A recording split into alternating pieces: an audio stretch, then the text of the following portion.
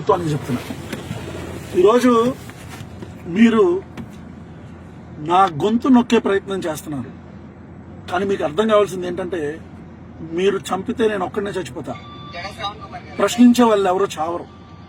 మీరు రావణ గాడిని మాత్రమే చంపగలరు, ప్రశ్నను చంపలేరు. గుర్తుపెట్టుకోండి. రెండో విషయం, ఇంత భయపడుతున్నారా?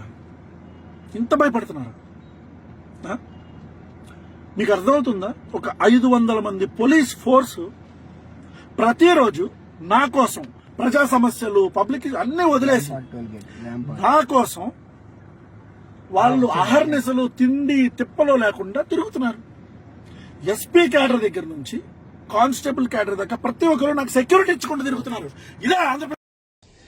అందరికీ జై భీమ్. నేను Rajesh Mahasena. Welcome to Mahasena media. ప్రశ్న రావణంలో మొదటి కేసు పెట్టినప్పుడే మార్పు వచ్చుంటే బాగుండేది అనిపించిందండి నాకు.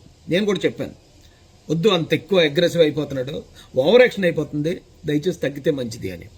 అతను తగ్గలేదు సరి కదా, ఇంకా అతన్ని రెచ్చగొడితే ఇంకా రెచ్చిపోయాడు. బెయిల్ వచ్చే ప్రతిసారి అతను ఏదో విజయం సాధించినట్టు ఆ పక్క ప్రకాష్ రాజ్ అక్కడెక్కడి నుంచో అతని వీడియోలు మాట్లాడడం, ఇంకొకటి మాట్లాడడం, అతనికి ఏదో నేను చేసేది ఏదో గొప్ప అనుకున్నాడండి.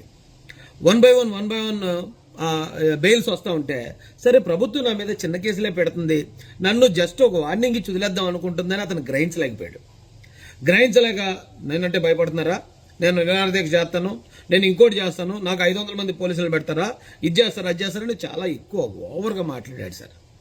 ఎందుకంటే అతనికి పోలీస్ ప్రొటెక్షన్, ఎందుకంటే ప్రజలు అతను కొట్టి చంపేసేలాగా ఉన్నారు, అందుకని పోలీస్ ప్రొటెక్షన్ ప్రభుత్వం ఇచ్చింది. అయినా కూడా దాన్ని కూడా అతను మిస్యూజ్ చేసుకున్నాడు. ఈ రోజున ఉపా చట్టం ప్రకారం అతని మీద కేసు నమోదైంది. ఉపా చట్టం అంటే తెలుస్తుంది మీకు, కొన్ని రోజులు గడిచే కొద్దీ దాని తీవ్రత తెలుస్తుంది. ఇంకో పాయింట్ ఏంటంటే, ఇతను గతంలో చాలా వీడియోలు మాట్లాడాడు, ఎప్పుడు అతను జై భీమ్ అన్న మాట మాట్లాడలేదు. ఇతను అరెస్ట్ అయిన తర్వాత పోలీస్ స్టేషన్ నుంచి జై భీమ్ అంటున్నాడు, అక్కడెక్కడో పోలీసులు అరెస్ట్ చేసేటప్పుడు రోడ్డు మీద 2-3 కూర్చొని జై భీమ్ అంటున్నారు. ఇప్పుడు ఎందుకు అంబేద్కర్ గారిని అడ్డు పెట్టుకుంటున్నారు? మీరు ఒక పోరాటం చేస్తున్నారు. ఇప్పుడు మీరు చిరంజీవి ఫ్యామిలీ మీద మాట్లాడారు, ఈ రావణ అనే వ్యక్తి గురించే చెప్తున్నాను. చిరంజీవి గారి ఫ్యామిలీని విపరీతంగా దూషించాడు. చిరంజీవి గారికి అంబేద్కర్ గారికి చిరంజీవి గారి ఫ్యామిలీ అంటే ఏం శత్రుత్వం లేదే, దళితులు ఎవరికి చిరంజీవి గారి ఫ్యామిలీతో శత్రుత్వం లేదే. అలాగే మీరు పవన్ కళ్యాణ్ గారినో చంద్రబాబు నాయుడు గారినో అకారణంగా దూషించారు, పెద్ద పెద్ద మాటలు మాట్లాడారు. ఇప్పుడున్న దళితులు ఎవరికి, దళిత క్రైస్తవులకి పవన్ కళ్యాణ్ గారి మీద అలాగే చంద్రబాబు నాయుడు గారి మీద శత్రుత్వం ఏమీ లేదు, మాకేం అన్యాయం చేయలేదు. ఇంకా చెప్పాలంటే దళిత క్రైస్తవులకి అనుకూలంగా అసెంబ్లీ తీర్మానం చేశారు చంద్రబాబు నాయుడు గారు. కాబట్టి ఇతని పర్సనల్ ఎజెండా ఉంది. ఒకటి, ప్రకాష్ రాజ్ కోసం ప్రకాష్ రాజ్ రెచ్చగొట్టడం వల్ల చిరంజీవి గారి ఫ్యామిలీని, పవన్ కళ్యాణ్ గారిని తిడతాడు, భయపచ్చంగా తిడతాడు ఇతను. అలాగే ఇప్పుడు వైసీపీ ఆడేస్తున్న ఆటలో భాగంగా ఈ జాడ శ్రవణ్ గాడో మరొక ఐఏఎస్ విజయ్ కుమారో, ఈ పేటీఎం టీమ్స్ కొంతమంది ఉన్నాయి ఇతను సపోర్ట్ చేసి రెచ్చగొట్టి వీళ్ళని సాటిస్ఫై చేయడానికి, వైసీపీని సాటిస్ఫై చేయడానికి ఇతను కూటమి ప్రభుత్వాన్ని నిష్కారణంగా లేని అపోహలు క్రియేట్ చేసి చాలా దారుణంగా అటాక్ చేసేవాడు. ఇప్పుడు ఈరోజు ప్రభుత్వం నాకు తెలిసి చాలా కఠినమైన చర్య తీసుకుంది. ఎందుకంటే ఇలాంటోడు ఏదైనా పార్టీలో ఉండి మాట్లాడితే ఓకే, ఎందుకంటే వైసీపీలో ఎంతకంటే దరిద్రంగా మాట్లాడేవాళ్ళు ఉన్నారు, ఎంతకన్నా బూతులు మాట్లాడేవాళ్ళు ఉన్నారు, అది రాజకీయం అయిపోద్దండి.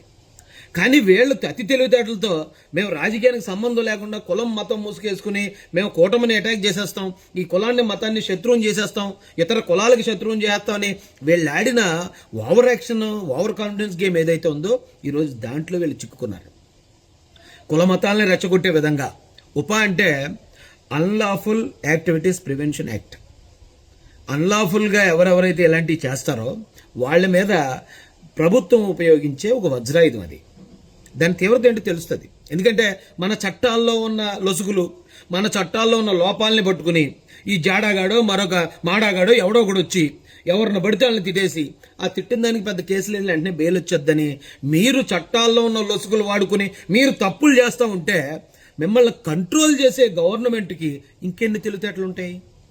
మరి ఆఫ్టర్ ఆల్ మీరే ఇన్ని తెలివితేటలు చూపిస్తూ ఈ రోజున మీరు రాజ్యాంగానికి చట్టాలకి విరుద్ధంగా అందరినీ తిట్టేసి మిమ్మల్ని అరెస్ట్ చేయడానికి వచ్చినప్పుడు మీరు రాజ్యాంగాన్ని పాటించాలి, చట్టాన్ని పాటించాలని మీరు నీతులు చెప్తా ఉంటే ఎవడు వింటాడు? ఈ రోజున ప్రజాగ్రహం ఉంది మీ మీద. మీరేదో పులిని చూసి నక్క వాతలు పెట్టుకున్నట్టు మేమేదో పోరాట యోధులు, అందుకే మా మీద ప్రభుత్వం కేసులు పెడుతుందని మీరుగా ఫీల్ అయిపోతున్నారు. కానీ ప్రజలు మిమ్మల్ని చేత్కరిస్తున్నారు, చేదరించుకుంటున్నారు. ఈవేళ మీరు మాట్లాడిన ప్రతి మాట, అన్లాఫుల్గా మాట్లాడిన ప్రతి మాట ఈ రోజున సోషల్ మీడియాలో మొత్తం ప్రజలందరూ చూస్తున్నారు. ఇప్పుడు దానికి ప్రజా వ్యతిరేకత ఉంది. మీరు ప్రభుత్వంలో ఉన్న పెద్దల్ని నిష్కారణంగా చాలా పెద్ద పెద్ద మాటలతో దూషించారు. మీ మీద కేసు పెడితే, మిమ్మల్ని అరెస్ట్ చేస్తే మెజారిటీ ప్రజలు ఆనందపడే పరిస్థితి ఉంది ఈ రోజున రాష్ట్రంలో. ఇక మిమ్మల్ని ఎందుకు ఉపేక్షిస్తుంది గవర్నమెంట్? పడింది కేసు. ఉపా చట్టం గురించి నేను రేపు ఎల్లుండి చెప్తాను ఇంకా పూర్తిగా. ఇదేం జరుగుతుందో ఇప్పుడిప్పుడే తెలుస్తుంది ఒకడొకడికి. ఒక్కొక్కడు ఎలా దూరం, ఇప్పటికే ఆల్రెడీ దూరం అయిపోయారు. ఆల్మోస్ట్ మేము మతం తరపున కులం తరపున మాట్లాడేస్తున్నామని వీళ్ళు ఎంత బిల్డప్ ఇచ్చుకున్నా ఆ మతంలో కులంలో ఒక్కడు కూడా వీళ్ళని నమ్మలేదంటానికి ఉదాహరణ నిదర్శనమే. ఒక్కరు కూడా రోడ్డు ఎక్కలేదు. వీళ్ళ కుట్ర ప్రజలందరికీ మేము తెలియజేసాం, ప్రజలందరికీ అర్థమైంది. అందుకే వాళ్ళు కాముగా ఉన్నారు, కూల్గా ఉన్నారు. ప్రజలంతా కుట్ర చేసిన వాళ్ళు మాత్రం ఈ రోజున ఇరుక్కున్నారు. దయచేసి ఇంకా మనం మీరేమి ఇంకా చేతుల గాయలకు ఆకులు పట్టుకున్నట్టే. ఇక నుంచి మీరు తగ్గినా తగ్గపోయినా ఏం చేసినా సరే చట్టం మిమ్మల్ని కంట్రోల్ చేస్తుంది. జై భీమ్, జై భారత్, జై జై మహాసేన, జై తెలుగుదేశం, జై చంద్రబాబు, జై జై లోకేష్.